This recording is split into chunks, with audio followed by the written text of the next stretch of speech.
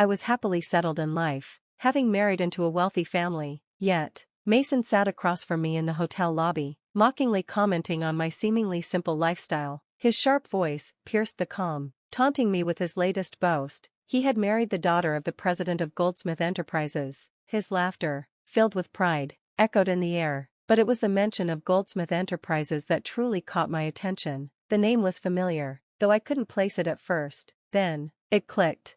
As Mason continued to gloat, unaware of the humor I found in his bragging, I reflected on my life. My name is Patricia, and I'm 37 years old, living contentedly with my husband, Mason. I work in my family's real estate business, primarily handling administrative duties, while my father, the president, manages the company's broader strategies. As an only child, I'm expected to lead the company one day. Despite this looming responsibility, I've always strived to balance my personal and professional life, especially with Mason. Mason, who graduated high school and works at a moving company, has a physically demanding job I deeply respect. To avoid making him feel inadequate, I seldom mention my university degree or my anticipated future as company president. We met through a mutual friend during college after Mason's company helped her move. Initially, he was interested in her, but after she turned him down, we started to get to know each other. His laid-back demeanor complemented my meticulous nature, and our relationship blossomed. We married in our late 20s after a brief courtship, and his parents warmly embraced me, making my transition into his family seamless. For the most part, our marriage was smooth. Mason's demanding job often left him exhausted, but he remained devoted, even on his toughest days. He expressed gratitude when I stayed up to share dinner with him. I felt fortunate to have such a caring partner. However, after a year of marriage, cracks began to form in our once harmonious life. One night, as we prepared for bed, Mason unexpectedly brought up the topic of children. His tone, tinged with irritation, caught me off guard. While I also wanted children, I believed it would happen naturally with time. It's only been a year, there's no rush, I reassured him. Despite my calm, Mason grew assertive, quoting statistics about the likelihood of conceiving within a year. The figure he mentioned seemed high, but I suggested a practical solution. If you're concerned, maybe we should both get tested, I said, hoping to address any issues together. His reaction stunned me. What are you implying? That it's my fault? He snapped. Usually, it's the woman's fault. His tone was laced with contempt. I was taken aback. I had never accused him of anything. Yet, Mason seemed intent on blaming me. It's definitely the woman's fault, he added coldly. Hurt and shaken, I could barely muster a reply. Of course, I said softly, so just you get tested. I'm too busy with work. His response was equally harsh. I have a job too. You know, you're just coasting along in your dad's company. His words stung. While my role involved administrative tasks, I was actively learning from my father, preparing to lead the business. That night, any attempt at discussion was futile, and we fell asleep turned away from each other, a heavy silence lingering between us. Over time, Mason's attitude shifted drastically. One evening, after a long meeting with my father, I returned home to find him irate over dinner not being ready. I'm sorry, I explained hastily. I just got home 15 minutes ago. I'll start cooking now. But Mason dismissed my apology. Typical of a small company's boss's daughter, he scoffed, failing to grasp the scale of my father's enterprise, a significant real estate firm with hundreds of employees. His bitterness cast a shadow over our daily lives. That night, as I rushed to the kitchen, I suggested he relax with a drink while I cooked. Alcohol, though a temporary balm, had become a troubling staple in maintaining peace. It pained me to see our relationship reduced to this. The next morning, his cold demeanor persisted as he left for work, his parting words sharp, "Make sure dinner's ready." When I got home, I exhaled deeply, my mind focused on the day ahead. I had taken the day off to visit the gynecologist for fertility testing, something Mason had insisted on, though he refused to participate himself. It was frustrating to face this alone, but complaining wouldn't change anything. If the problem lay with me, I was determined to start treatment immediately. Time was precious, fertility declines with age, and I wanted to address any issues without delay. The clinic was crowded, and I waited an hour before my examination. After a series of tests, the doctor explained that the results would be ready at my next appointment. The possibility that I might be the source of our fertility struggles was daunting, but I resolved to take whatever steps were necessary. When Mason came home that evening, I told him, "I went for the fertility test today."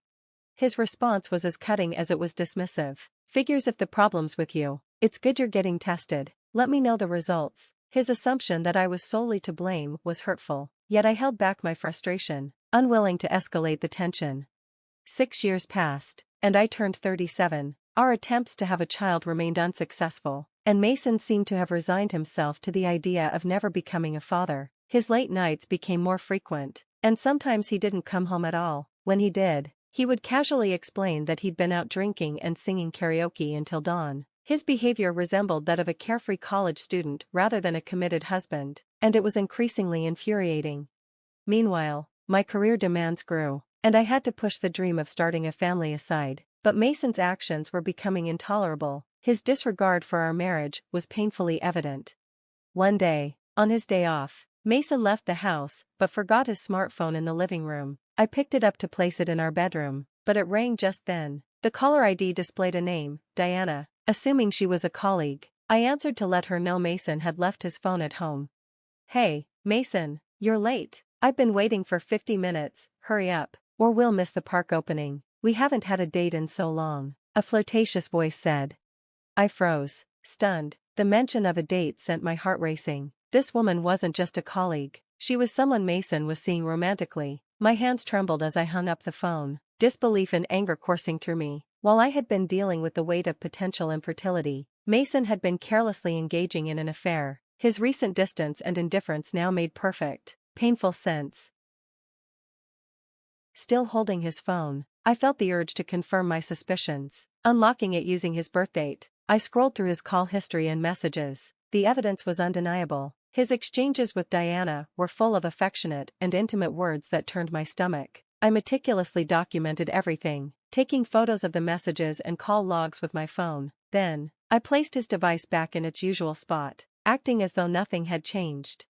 A month passed in this unsettling limbo. One day, my father, the president of our company, called me into his office. "I have something important to discuss with you," he said gravely. His tone made me brace for serious news, adding another layer of stress to my already overwhelming situation. That evening, Mason, perhaps sensing the inevitable, suggested we consider separating. His timing couldn't have been more convenient. I had already been preparing to address his infidelity and initiate a divorce. "Yes, let's divorce," I agreed quickly. Mason seemed taken aback by my readiness, perhaps expecting resistance. His relief, likely fueled by thoughts of a future with Diana, stung deeply.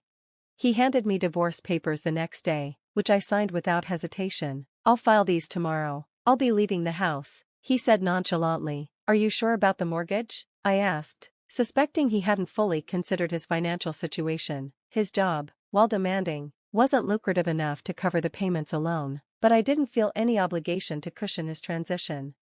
A few days later, I moved back to my parents' house. They were initially concerned about my well-being but became furious when I revealed Mason's betrayal. Their support and reassurance helped solidify my decision to leave him behind. I threw myself into work, using my responsibilities to distract from the emotional wreckage of my failed marriage. A year passed in a whirlwind of projects and commitments. One evening, noticing how consumed and fatigued I'd become, my father suggested I take a break. "Why don't you take a trip? Things will only get busier next month," he said, his concern evident. Grateful for the suggestion, I decided to take a solo trip to the Northeast, craving peace and a change of scenery. The crisp air of the Northeast was invigorating, cleansing my weary soul. The locals were kind and welcoming, their warmth slowly mending my spirit. Wanting to indulge in the best experience possible, I booked a stay in a renowned Los Angeles hotel for the final leg of my journey. After checking in, I settled into the lobby with a welcome drink, letting the fatigue of the past year melt away. For the first time in a long while, I felt a flicker of hope for what lay ahead. The serene atmosphere of the hotel lobby wrapped around me as I sipped my drink, feeling a rare and precious sense of peace. I half-joked to myself about moving to Los Angeles when a familiar voice pierced through my thoughts. "Huh? Hey, what are you doing here?" I turned, startled, and my heart sank. It was Mason, my ex-husband, entering the lobby with 2 large suitcases. The last thing I expected on this journey of healing was to encounter him. Beside him was a young woman, likely in her early 20s, with flawless skin, bold makeup, and striking red nails. She wore a short skirt that seemed inappropriate for the chilly weather, but her confidence carried it off. "Mason?" I blurted out, disbelief clear in my voice. Who is she? Oh, let me introduce you, Mason said, grinning with an excitement I hadn't seen in years. This is Diana, my new wife. We're on our honeymoon, and guess what? She's the daughter of a wealthy businessman. Diana, the name hit me like a thunderclap. She was the same Diana from the phone call that had revealed Mason's betrayal. A wave of discomfort surged through me as Mason's pride in marrying someone young and rich became all too obvious. You're here alone? That's sad, Mason sneered, his words dripping with disdain. Diana smirked as she eyed me. Mason, is this your ex-wife? She asked, her tone sharp. She looks old. Hurry up with the check-in, she added, irritated.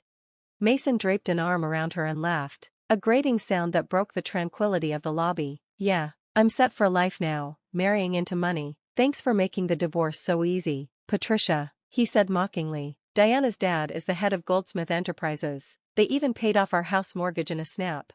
I took a deep breath, steadying myself. Goldsmith Enterprises? I said casually. Oh, I know them. Their main office is in that big building downtown, right? Mason looked momentarily surprised. You've been there? Yes, I replied evenly. That building is part of my father's real estate portfolio. He bought it recently for $500 million. He's mentioned them before. They're a tenant, though apparently not the best one. Mason and Diana exchanged puzzled glances. What do you mean? Diana asked, her confidence wavering. I let the silence linger for a moment before continuing. Goldsmith Enterprises has been late on their rent for months. My father was just talking about starting legal action if it doesn't get resolved. Diana's face paled. That's impossible. Our company is doing great, she stammered, her voice filled with doubt.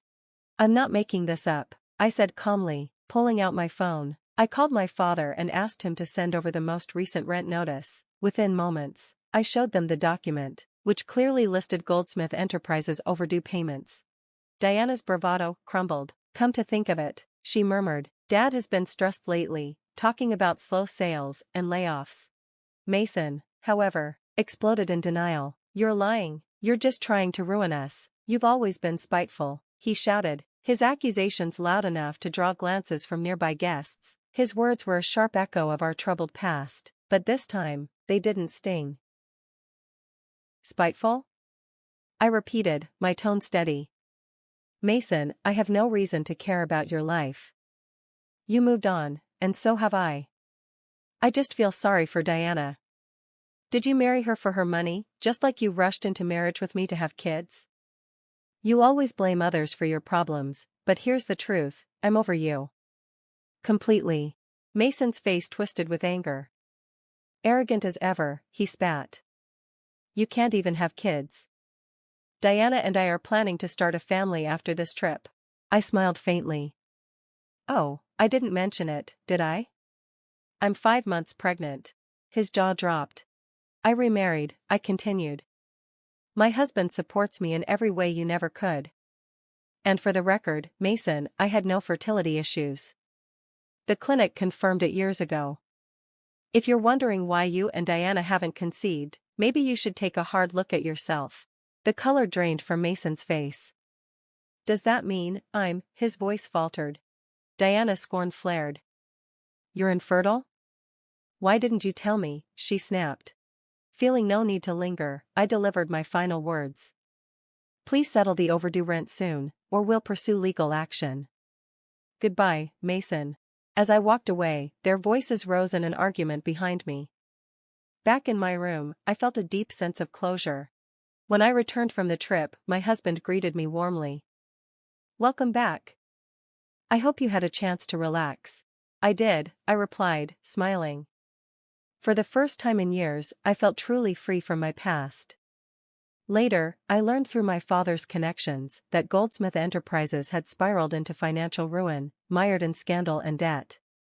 Mason's dreams of luxury had crumbled as swiftly as they'd been built. My life, by contrast, was filled with new beginnings and genuine love. I had moved on, not just from Mason, but from the shadow he had cast over my life.